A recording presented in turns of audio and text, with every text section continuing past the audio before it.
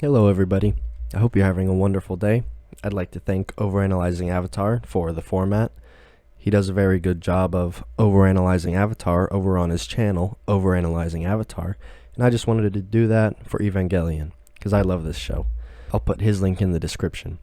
The way I'm going to be formatting this is I'll be covering all the episodes in order, and I'll have a secondary topic for each episode, because this show is really dense. I'll be covering the writing, the character interaction, animation, music, and how it portrays what's going on, the themes, and symbolism. I'll try and do all of that mostly objectively, but when it comes to symbolism and themes, it does get subjective, because if you watch it, then you know that you personally will understand different things about it than someone else. And that's why I encourage you to watch it if you haven't. And if you have, then good, you're in the right place. The symbolism is obviously Christian, and I am a Christian, so I think I can explain that stuff in detail. And the themes, oh boy, we'll get to that. And with the introduction out of the way, I hope you all enjoy. And shout out to Jesus who made this all possible.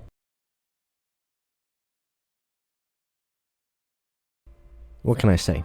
The most recognizable anime opening ever, and a biblically accurate angel. Got some classic shots of Shinji being overlaid with naked women. Make of that what you will. This is the second time we see this representation of Ein Sof, which is understood as God before any self-manifestation or creation of a spiritual realm. And we can see the wings Unit 1 gets in End of Evangelion. The background here is the Dead Sea Scrolls, which foretell most of the things that's gonna happen. First thing we're introduced to is the design of the angels and the sound design, which I can't really say much other than it's absolutely fantastic. Who is this guy? I don't know why, but I love him. The emergency broadcast here is mentioning the Tokai and Mid-Kanto region, which is real. And there it is. Pretty sure they're on the more southeastern side. Overanalyzing had this good segment about how a character's first lines really describe them, and Misato's first lines being about how she lost Shinji in a time of emergency could not be more characterizing. Shinji's first lines being about how he shouldn't have come here. That checks out.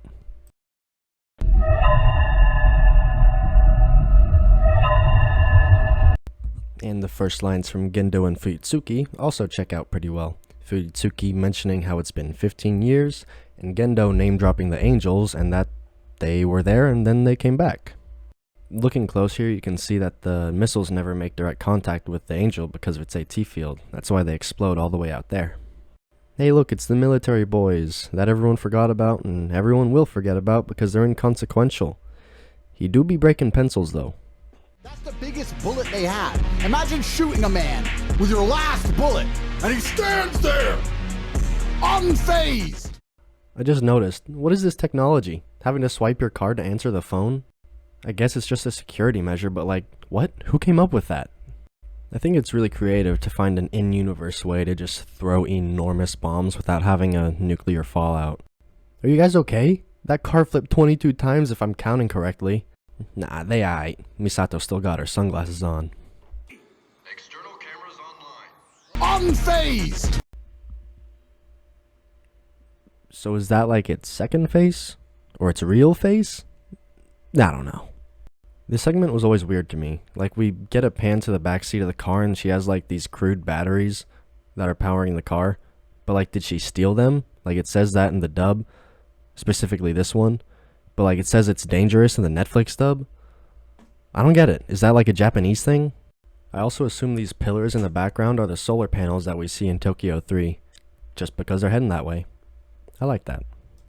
In the Netflix dub, which I think is actually pretty good, Misato says, "Oh, wouldn't want to hurt a young man's feelings," which is pretty telling for the direction this show goes. I like to imagine that this is the POV of a cameraman. Like, wow, they really sent this man out there. The Nerve logo that we see on the door here is actually a fig leaf, which apparently is what Adam and Eve used to cover up whenever they became self-conscious of their sin. Thank you, Evangelion Wiki. Misato asks Shinji if she knows what his father does, and he only knows what his teachers told him. Again, all Shinji knows is that his dad's job is important and he left him. And Shinji, at the thought of just seeing his father again, already can't handle it. And how old is Shinji here? Do any of you know? Because with the line Fuyutsuki says later that they haven't seen each other in 3 years, and Shinji's like 14. So is that 11-year-old Shinji? Bro, you're tiny. Also, pull up your shirt. You're gonna get dress coded.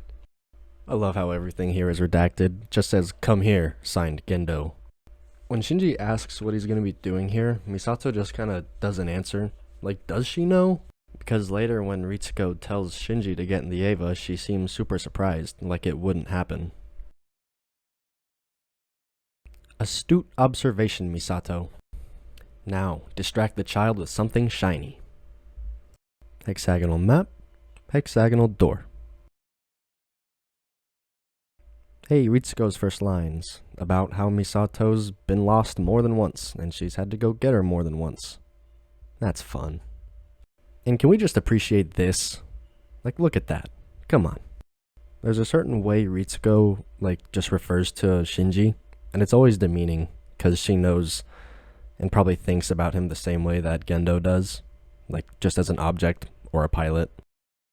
The conversation Misato and Ritsuko have right here mirrors the one in episode 12, when they're going over how small of a percentage of something actually happening is, and they go back and forth on believing if it will or if it won't.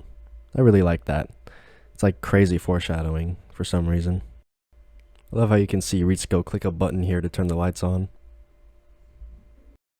There's a face Gendo makes here, seeing Shinji's hesitancy to even see or talk to him, and I just want to ask you what you think about it, because I've gone back and forth on what I think it is, because it could be like disgust, could be eagerness, could be anxiety, it could be anything, and I just want to know what your interpretation is.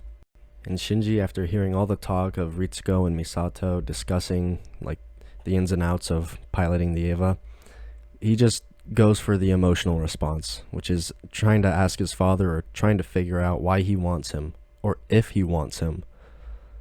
I think that's a testament to his character, just what he really feels inside. He could care less about piloting a giant robot. He just wants to know if his dad loves him. And this shot is just so perfect. Gendo is just barely a shadow, incredibly far off, behind a wall, and Shinji's just trying to stand up and find out answers. With Gendo declaring that he's only here because he needed him, just makes more sense in Shinji's mind that he didn't want him, and that no one wants him. So of course, he spirals downward. Another ambiguous stare from Gendo. What could it mean? It looks like pity, it could be sadness, it could be anything. Let me know what you think down in the comments. Shinji's hurt, Misato's concerned, Ritsuko's normal, and the boys are feeling the tension. Really characteristic of Shinji to look at Misato for sympathy or kindness, just to be met with the same ultimatum. X character's first lines are very characteristic because of X. What do you want? Ray just says yes and yes sir. If that's not pinpoint accuracy for who she is, I don't know what is. Come on, where'd the doctors go? Really, guys? I'm not gonna mention the parallel to this shot, but anyway, this is why Shinji pilots the Eva. He sees Ray's poor condition and does it so she doesn't have to, and does it so that innocents don't have to die or get hurt, even though we see that backfire and he gets hit for it, but this is why he does it for now, even though his motivation changes later on to please his father. Hey look, it's Maya, everyone's favorite Ibuki. Her first lines are jargon, which is, what she does the entire show, besides fall in love with Ritsuko, I guess. I don't know about you guys, but I like the jargon of Evangelion. It's kind of relaxing and cool to see how complicated they made everything, just so it would fit in with the universe. It's a cool parallel between the entry plug and a womb, they both have amniotic fluid, which is a fluid that you can breathe in and directly deposits oxygen into your lungs. Just another hint at the motherhood of an Eva, because it's, dead parents. Look at the light on that thing. Does that make sense? It's going around, but it's blinking on and off, but still going around consistently? Who cares? Fuyutsuki asks if it's really okay to do all of this, and Gendo smiles, just knowing that he's already too far gone, and even if he wasn't, he'd still keep going. I always found these little deploy maps interesting. Like, imagine riding one up. It would just be fun. You know, unless you're fighting Angel Sachiel. That's his name, by the way. And it's cool that they just have deployment areas all over the city. Like, of course they would think of that. Danger elevator? What's so dangerous about it? Oh. And that'll do it for this episode. Thank you for watching. I really appreciate it. And I would appreciate it even more if you went to check out Overanalyzing Avatar. Because, you know, he's the reason I'm doing this. And in my personal opinion, I think he does it better. And give any feedback in the comments. I'm very open to it, even if it's negative. And there's a reason I'm not using much audio. And the footage I am using is from the 1995 dub. But my reference version is the Netflix dub, which I think is pretty good. And I watch it with subtitles, so I get like both the line reads of the English dub and the translation of the sub. So I won't like be missing any lines or translations.